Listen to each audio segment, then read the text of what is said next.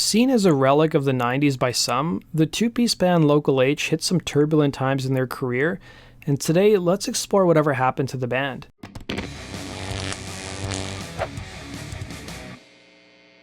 Hailing from Northern Illinois, Local H would be best known for several big songs during the mid-90s, including Eddie Vedder and Bound for the Floor.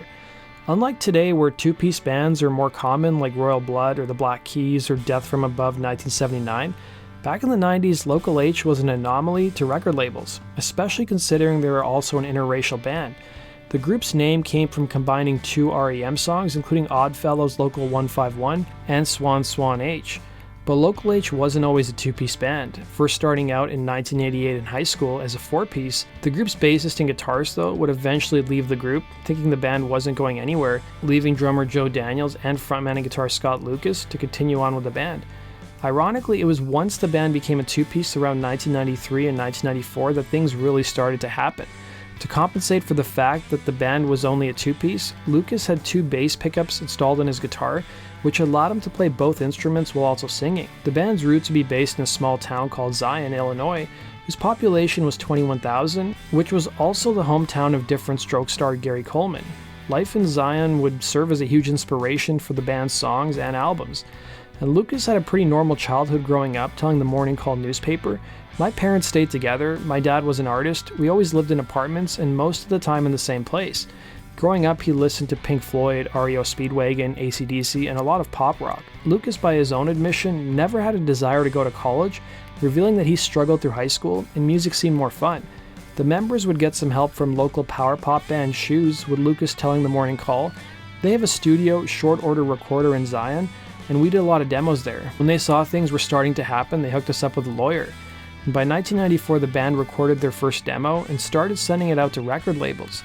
The demo would come across the desk of Polydor rep Joe Basso, who actually listened to the tape and signed the band immediately. But it was during this time that Polydor was also merging with another record label, U2's Island Records. Typically, record label mergers can prove to be catastrophic for a lot of bands because staff are fired, people leave, and lower priority acts get dropped or stay on board with little support. But Basso assured Local H that everything was fine and he just needed the duo to hurry up and re-record their demos to sound more polished so he could give it to some of his colleagues and get people on his new label on his side. The re-recording sessions would also produce one new song in Believe You Me. The band would head to Reflection Studios in Charlotte, North Carolina, where REM recorded their first two records. Local H would work with producer Steve Hagler, and he was chosen because of his work with the Pixies. Released in January of 1995, Hamfisted, the band's debut album, would be mostly written off as sounding too close to Nirvana and didn't even chart.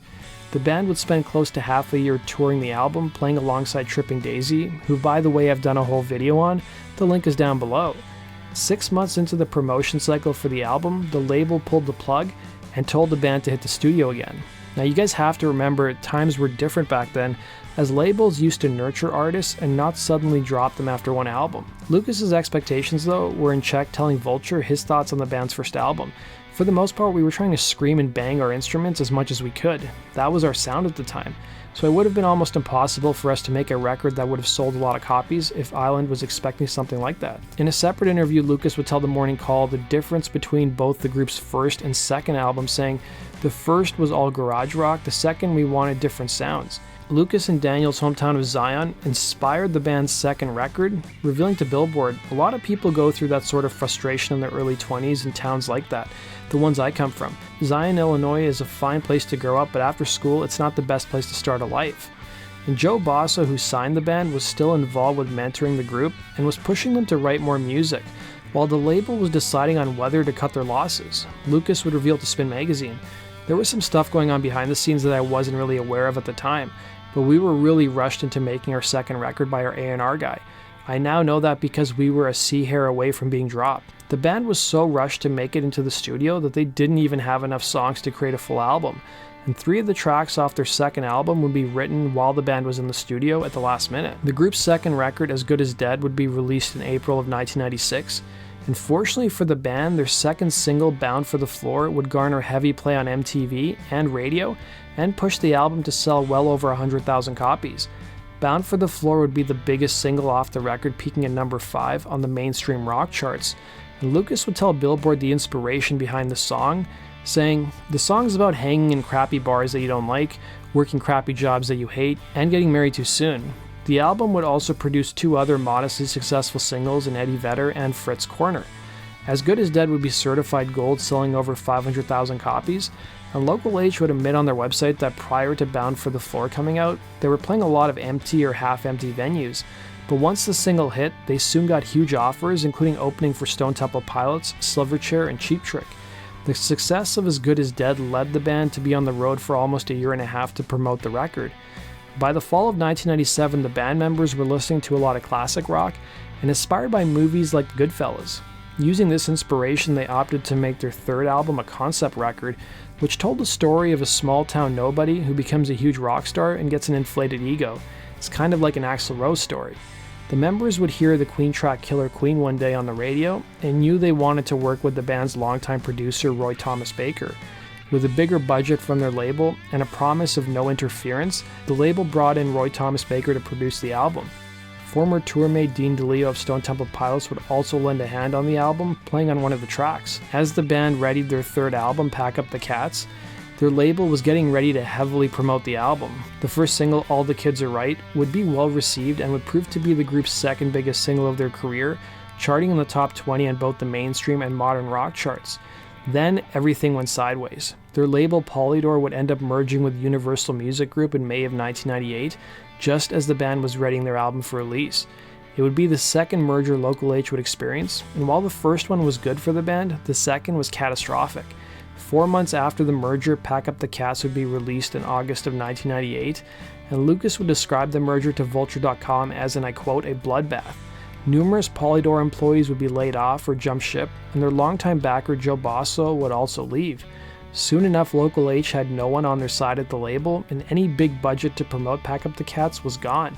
According to Lukas, Universal turned their attention to ensuring Island Records' biggest act, U2, didn't jump ship and join another label. Pack Up the Cats, for its part, would peak at number 140 on the Billboard charts, and following the first successful single, the label never really bothered releasing a 2nd single.